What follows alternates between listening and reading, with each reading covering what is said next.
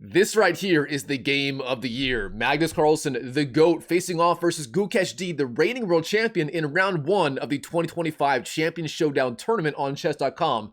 And in this game, Magnus Carlsen, the way he used the bishop pair to eviscerate Gukesh D in this game is going to melt your brain, I guarantee it. All right, in the game, Magnus here, playing as white, opens 1 knight f3, black d5, and then 2 g3, the king's Indian attack setup. White's idea is very, very simple. Knight f3, g3, bishop g2, castles, and from there, sort of playing it by ear. Maybe some d4, c4 action, maybe b3, bishop b2. White's got a lot of ideas. Now, Gukesh here, he also has a wide variety of ways to respond. You can go knight f6, g6, c5, bishop g4, or c6 as he played in the game. So Gukesh getting sort of a light square strategy, putting all of his pawns here on light squares to blunt the future white bishop on g2. All right, Magnus, bishop g2, and now bishop g4, the logical follow-up. Gukesh D, his idea is very, very simple. He gets this bishop outside the pawn chain and then goes e6, getting a pawn triangle formation, which is a very solid way to play as black. Now here, Magnus has, again, a huge variety of ideas you can play. You can go h3 or d4 or castles or knight e5. Or c4 as he played in the game. Now this move here is sort of a pawn sacrifice. Black here has the option of taking on c4, maybe going b5, trying to hang on to the extra pawn on c4 in sort of a classical Slav style setup. However, that would be very, very risky, and therefore instead Gukesh in the game, he simply goes e6, sticking to his guns, getting the famous pawn triangle formation from the Karo-Kan, the semi-Slav, and many other openings. Now here, Magnus, he trades on d5. Now, this is a very typical idea, but it's quite venomous. Here is the problem. Gukesh, he would love, and I mean love, to recapture on d5 with the pawn. However, the problem is if you do that, then queen to a4 check hits the king, hits the bishop, and white wins the game literally on the spot. Now here's the other problem. Taking on d5 with the e-pawn is also problematic, and Magnus here, because he has not gone d4, this is quite a good pawn structure for him. He can go, for example, castles, and then d3 and e4 later in the game, which would be very, very good for him.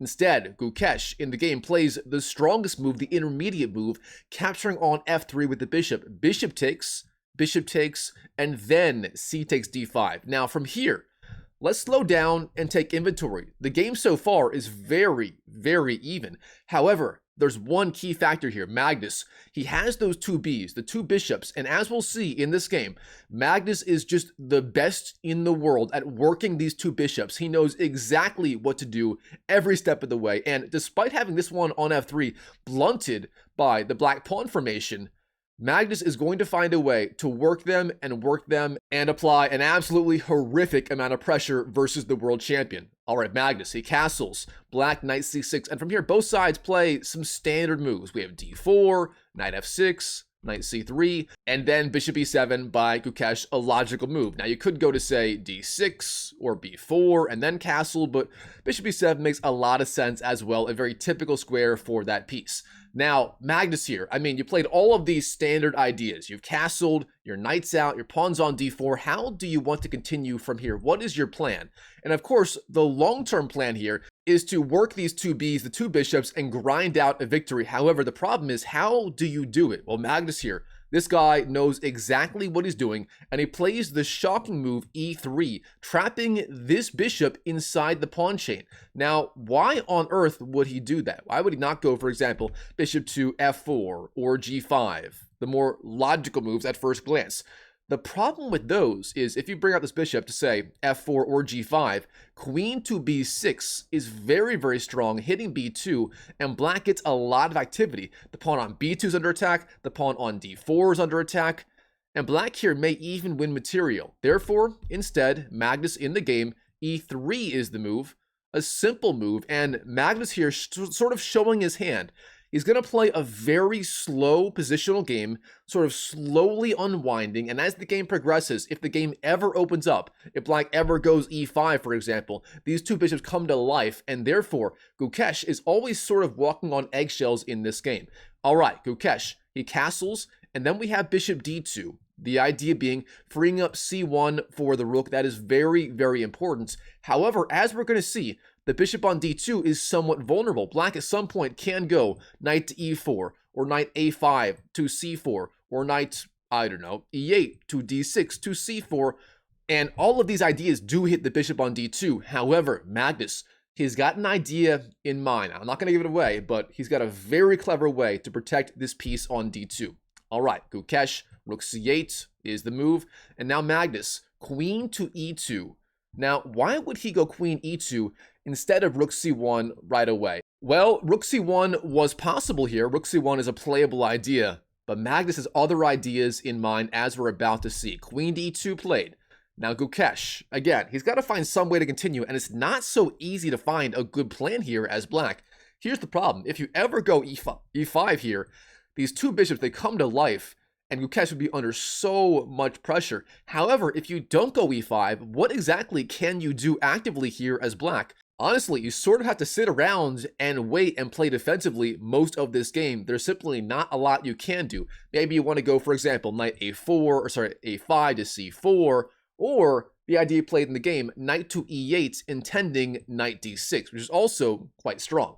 Now Magnus, rook f to c1. This is the idea behind queen to e2 instead of rook a to c1. Magnus here putting his other rook on c1 with the other rook on the a1 square, and this rook may be active on a1 or b1 later if he decides to push these pawns down the board. All right, now Black, knight d6, logical, and now bishop to e1.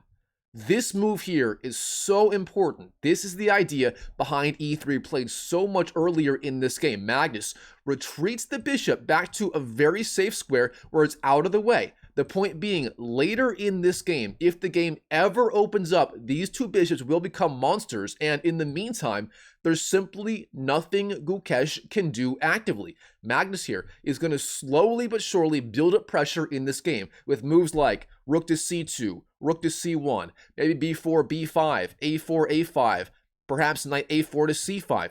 Magnus here, he is in no rush. This is one of the only scenarios where that meme online of do not attack, that meme actually sort of applies here. I mean, even with this piece on the e1 square, which looks passive at first glance, Black here simply doesn't have any active ideas. All right, Gukesh, queen d7.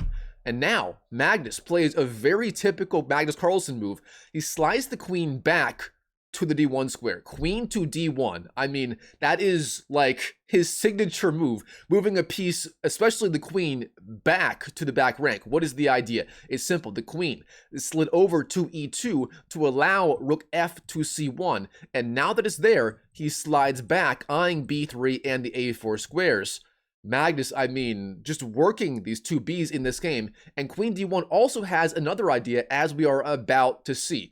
All right, Gukesh, he is done waiting around. This guy is just tired of it. He can develop with, say, I don't know, rook to c7 or rook f d8. However, instead, he plays the move here, f5, gaining space on the king side. Now, what is the idea? Gukesh giving this knight on d6 a powerful outpost on e4 that it can jump into. However, the problem with this is this move weakens so many squares, e5, plus all the dark squares around the king side here.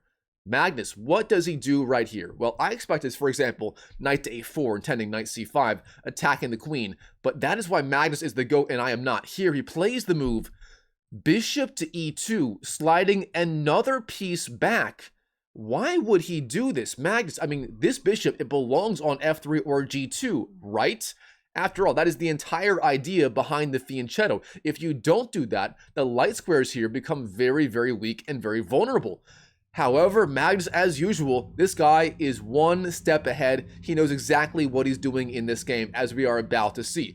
Gukesh, knight to e4. He jumps in with that knight, and Magnus here, he does not allow the knight trade. Oh no, knight to a4. He knows when you are ahead like this, you don't want to trade pieces. Instead, you want to keep as many pieces on the board as possible to apply more pressure on the opponent. Gukesh, bishop d6.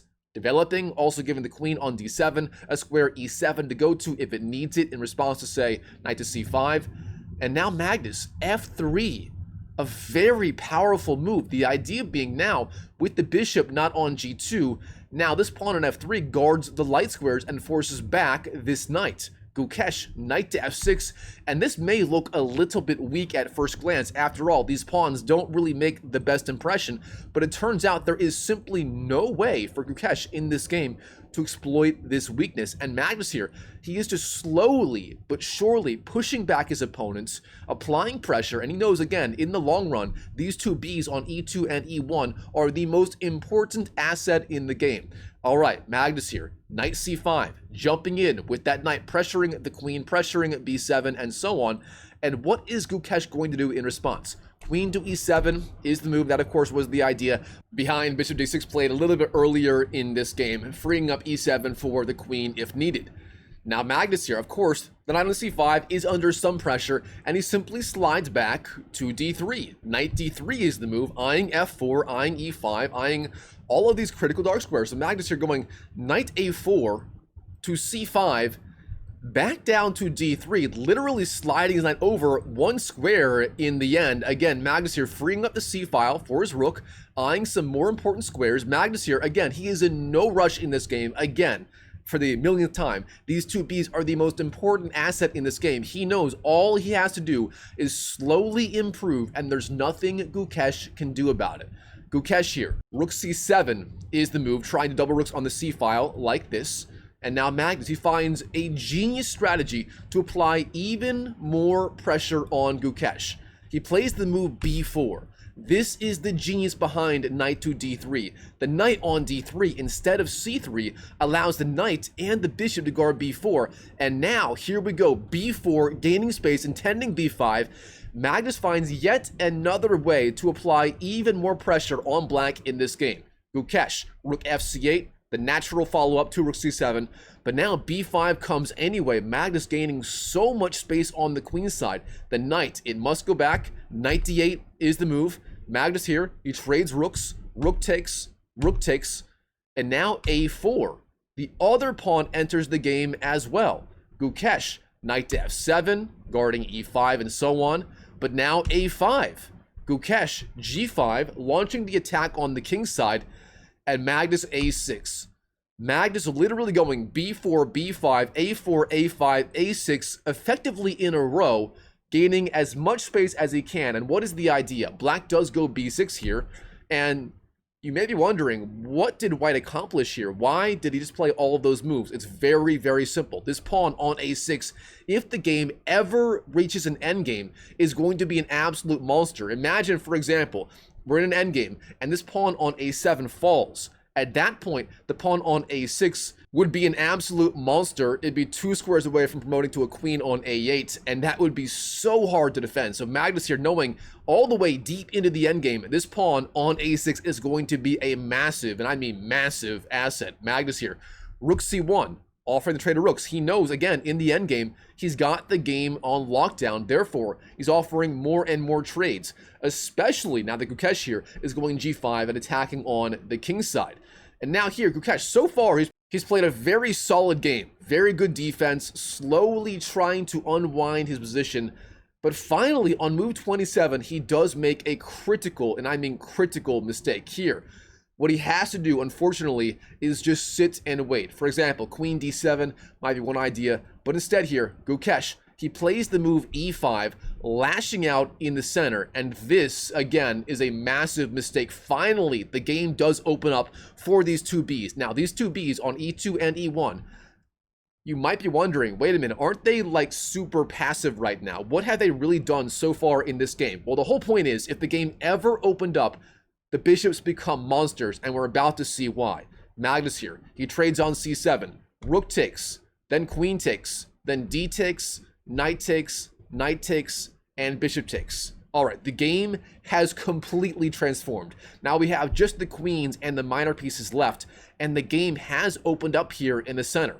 Magnus, bishop d3. The bishops begin to do their magic. The bishop on d3, attacking the f5 square, and it's actually not so easy to defend that pawn. Gukesh here goes f4, gaining space, but this is what Magnus wants in this game. He trades an f4, e takes, g takes, and then king g2, simply sliding his king up, defending g3. Of course, black had 3 attackers, and Magnus here has 3 defenders, the bishop, the king, and the h-pawn. Now, again, at first glance, it may look like Gukesh here is the one attacking, but again, Magnus here has everything under control, and these two Bs will begin to work their magic. Gukesh, King G7, then Queen D2, applying a little bit of pressure to the bishop on the E5 square. Now Black, Bishop D4, Queen to E6, the Queen infiltrates and applies, again, a little pressure to all of these pieces here. Gukesh, Queen D7, offering the Queen trade, and Magnus, he's getting what he wants. He has the option now of trading directly into an endgame. Now, why would Gukesh here offer the Queen trade? The truth is, he's only got 1 minute left on the clock. It's not easy to find a good plan as Black. Again, so far, he's kind of just passively defending. There's not a lot he can do productively. And again, the pawn on A6 is a huge asset. The pawn on A7, a huge weakness. And it's so hard to defend this against the GOAT, Magnus Carlsen. All right, Queen D7 played in the game, offering the Queen trade. Magnus here, he says, you know what? That is a-okay with me. The move here is simply Bishop to F5. Now, the engine, Stockfish finds Queen to C6 here being a little bit stronger, intending perhaps Queen B7 ideas, but instead, Bishop F5, the far simpler and more human-looking idea played in the game. Now here, Black takes on E6, White takes back, and now Gukesh, he's got to block the bishop on E1. This bishop is about to come to life in this game on, say, E2 or B4. And here, the right idea, he must block it with the move bishop C5. He cannot allow bishop B4 from White. Unfortunately for Gukesh, he plays the move bishop E3. And this is a fatal mistake. Now, don't get me wrong. Gukesh here having 15 seconds left to make all of his moves. He plays bishop E3, very understandable mistake here. And Magnus, bishop B4. The bishop infiltrates. Here's the idea. Bishop D6, hitting this pawn. Also eyeing B8, hitting this pawn on A7. And if that pawn falls, as we discussed in this game, it is simply over. And now we are seeing the full strength of these two bishops. The bishop on B4 eyeing all the dark squares. This one eyeing all the light squares. And for example, after bishop D6, these two bishops, they work in unison, covering literally everything on the board. And this is the real strength of those two Bs. They work synergistically. They cover all of the squares so well together. And that is why all the way on move, let's see, move 5, move 6, when Magnus recaptured with his bishop, he knew all the way deep into the endgame, all the way, say, here, as soon as he won those two bishops, he saw this position in the endgame. He foresaw the future where he would simply have those two Bs on an open board in the middle game, in the endgame, whatever it is, where they would be unstoppable. And his entire strategy throughout this entire game of the year, was simply to manifest this exact position right here, where the two Bs would simply be unstoppable. All right, Black here, what can he do? I mean, if you block the attack with, say, bishop c5, this is a massive endgame lesson. The problem with that is White could simply push these two pawns and down the board and get a victory. The idea is bishop takes, b takes, and then b6, the pawn sack, the brilliant move, the threat being b7 or b takes, and if Black takes a7 comes all the same, promoting to a queen before Black can ever push these pawns down the board. So, Black here instead plays the move d4, trying to push his pawn down the board, but the problem is, again, the two bishops, they do their magic. Bishop c4, the light square bishop guarding d3, stopping d3 ideas from Black. Now, knight d7, bishop d6, guarding b8. The knight now is simply fixed on d7. It cannot move. If it ever moves, bishop b8 comes, followed by capturing on a6, and White is going to win the game. Black here takes on g3, White takes back, and king to f6. Again, Gukesh doing everything he can to defend in this game. But that's just it. All he can do right now is defend. White's got the entire board on lockdown. Now we have f4, freeing up f3 for the king, also e4. Black, h5, king to f3, bishop d2. Gukesh trying to find something he can do to get some counterplay somehow, some way. But now, bishop d5. White here, guarding literally every possible square with these two bishops. This is the real strength of them. When they work together side by side like this, they just cover absolutely everything. There are no holes. There are no weak points. They block out the king. They guard every possible square. I mean, the two bishops are just so powerful. Gukesh, bishop e1. Magnus, bishop c6, attacking the knight, which does defend b8. If the knight falls, bishop b8 comes, followed by capturing on a7, and white would win the game effectively on the spot. Therefore, Gukesh, he must defend. King to e6. Now from here, white technically has the option of trading on d7. The problem with that, though, is, of course, Gukesh would capture the bishop on d6, not on d7, and from there, the game would mostly be a draw, as there's no easy way to follow through. Instead, bishop c7 played in the game, guarding this bishop and still maintaining the attack on d7. Gukesh, bishop a5 is the move, defending b6 preemptively, not a bad idea. And of course, Magnus here was sort of threatening, for example, bishop takes, king takes, bishop takes pawn, a takes, and then a7, for example. Bishop takes, for example, takes, a7, promoting to a queen. Therefore, bishop to b6, sorry, bishop a5 played right here, defending b6 was absolutely required. Gukesh finding the right idea. But Magnus, this guy is not done. He continues, f5, the deflection sacrifice, the point being, if the king moves, the knight on d7 falls, and white wins the game. Therefore, king to e7 is forced. And here, Magnus, again, he's got everything completely on lockdown. Before doing anything crazy, he plays one final move right here. That is simply the move king to e4, sliding up with the king, guarding d3. And again, the computer here says white is just completely winning. It's giving him plus 4.11 pawns here, effectively being up a piece. And Gukesh, in this position, with just 15 seconds left on the clock, he resigns on the spot to Magnus. And here is why. No matter what he does, for example, bishop to, I don't know. Actually, he's sort of in Zugzwang right here. There's almost nothing he can do. If he goes, for example, bishop b4 here, the problem is white simply takes on d7 and then bishop b8. And for this reason, right back here in this position, after king to e4, Gukesh is forced to resign on the spot to Magnus Carlsen and his simply unstoppable 2Bs. I mean, again, what a game. Magnus on move 6, winning the bishop pair, and from there, for the rest of the game, doing everything he could to simply manifest a position out of thin air where the two bishops would simply be unstoppable in the open board, in the middle game, in the end game, whatever it is. Magnus, literally the entire game, working to manifest this position right here, with those two Bs being simply unstoppable. And that is one of the best masterclasses you will ever see in how to use the bishop pair in the game of chess. All right, guys, hope you enjoyed the video. If you did, smash that like button, comment down below, whatever you want to comment.